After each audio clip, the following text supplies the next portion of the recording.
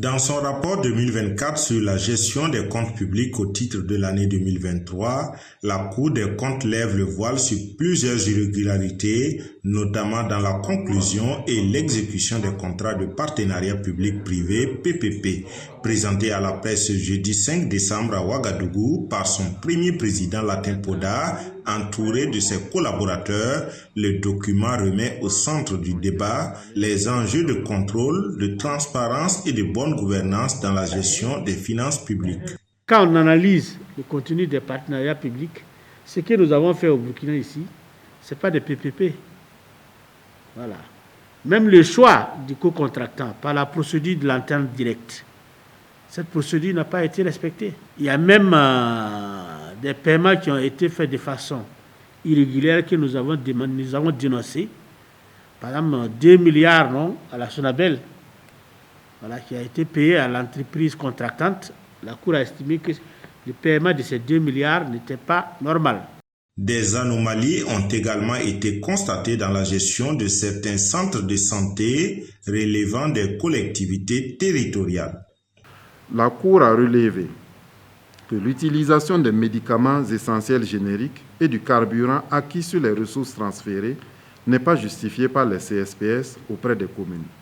Elle a fait des recommandations aux maires, présidents de délégations spéciales, aux infirmiers chefs de poste et aux trésoriers des bureaux COGES des CSPS des communes concernées, en fonction de leur niveau de responsabilité, soit de veiller au suivi et au contrôle de l'utilisation des dotations acquises sur les ressources transférées, soit de produire et conserver les pièces justificatives relatives à l'utilisation des dotations acquises sur les ressources transférées et de tenir les registres de l'utilisation de ces dotations. Dans les secteurs des mines, des entreprises publiques et d'organismes tels que la Caisse nationale de sécurité sociale CNSS, la Cour des comptes a relevé plusieurs manquements et infractions aux règles en vigueur. Des poursuites judiciaires ont d'ores et déjà été engagées contre les auteurs présumés. Les faits qui ont été détectés et que le parquet va estimer présomptifs de faute de cession, comme on dit que vous êtes présumé coupable, mais vous n'êtes pas encore coupable, seront instruits et au bout du compte jugés. Voilà. C'est-à-dire que au niveau du parquet général, ce que je sais, c'est quasi vide. Tous les faits présomptifs de faute de gestion ont été transmis à la Chambre, indiqués pour le jugement. Les profils des agents couramment mis en cause sont ceux de DAF ou DGF, ministre, directeur des marchés publics, directeur général des structures des ministères ou des établissements publics de l'État, directeur de cabinet, secrétaire général, etc. Il ressort que c'est au niveau de la santé, au niveau du ministère de l'Agriculture et des Ressources animales, le MENA-PLN, le Conseil régional des hauts-bassins et la Commission nationale des droits humains que le plus grand nombre d'irrégularités ont été découvertes et ont donné lieu à des poursuites pour faute de gestion.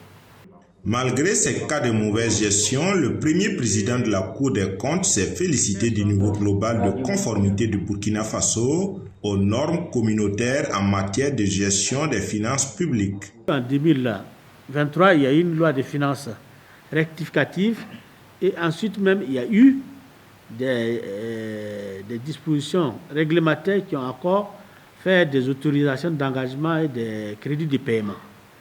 Mais dans l'ensemble, on peut dire que le Burkina Faso, dans l'espace UEMOA, est l'un des pays, je pourrais dire que nous sommes le premier pays qui respectons les directives de l'UEMOA. À ce que je sache, à part la directive sur la comptabilité matière, qui n'est pas encore appliquée presque à 100%, le Burkina est à 89%. Pour corriger ces dérives et renforcer l'efficacité du contrôle, la Cour des comptes recommande notamment l'adoption d'une nouvelle loi visant à compléter l'arsenal juridique existant. Latin Poda a également plaidé pour une augmentation du budget de l'institution afin de permettre le recrutement de nouveaux agents et le renforcement de ses capacités d'intervention. Kazida TV, pour un Burkina Faso souverain, intègre et fier.